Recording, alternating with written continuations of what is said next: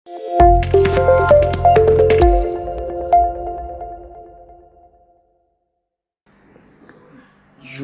jaz sem Ahmad, star sem 19 let, prihajam iz Iraka. Ime mi je Sirak Johannes in sem iz Eritreje.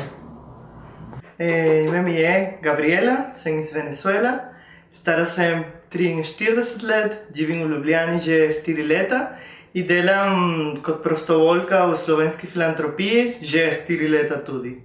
Jaz sem prostovoljec, pomagam z jezikom, tako da grem z ljudmi, da v delavnico prevajam, ker jaz govorim slovensko, pa arabsko, pa malo angleško.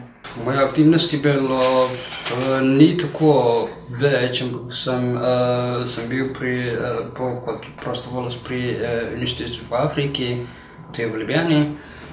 Pa tudi v nekaterih dni pridem tukaj, pa pri tej filantropiji pomagam nekaj, ki ne znajo angleščine, ne znajo slovenščine, ker sem lahko govorim malo slovensko, pa angleško tudi lahko govorim, zato samo da pomagam, ki to ljudi, pa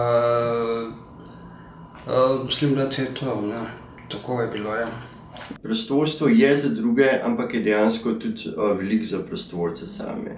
Prostovoljci v bistvu dobijo skozi prostovoljstvo nek občutek res te smiselnosti, dobijo priložnost pridobivanja znanj, izkušenj. Ko sem se preselila, sem se odločila, da tudi v Sloveniji želim udeležiti prostovoljstvo delo.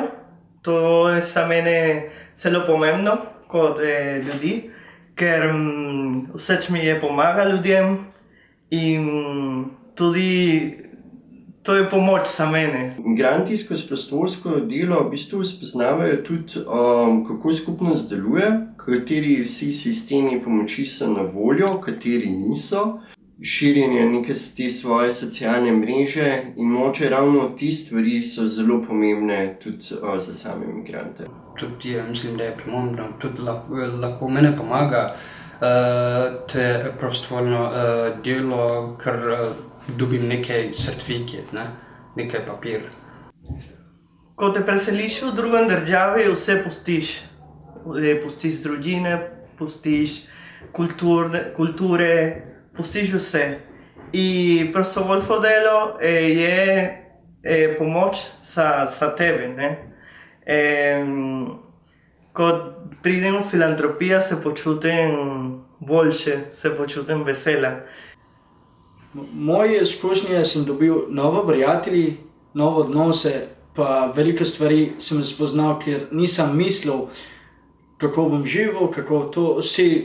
Ko delaš kot prostovoljec, boš dobil nove informacije, nove prijatelje, nove odnose, boš poznal okolje, kje živiš, to je to. Ljudje, ki so zelo v hudi stiski, rečejo, ja, in potem sem še toliko slabše zaradi tega, ker nimam nič za početi, zaradi tega, ker sem ves dan doma in samo razmišljam o svojih problemih. In v bistvu, če damo tem ljudem priložnost, da v bistvu lahko grejo nekam, naredijo nekaj dobrega, v bistvu imamo tako res zmagovalno situacijo za njih in tudi za širšo skupnost.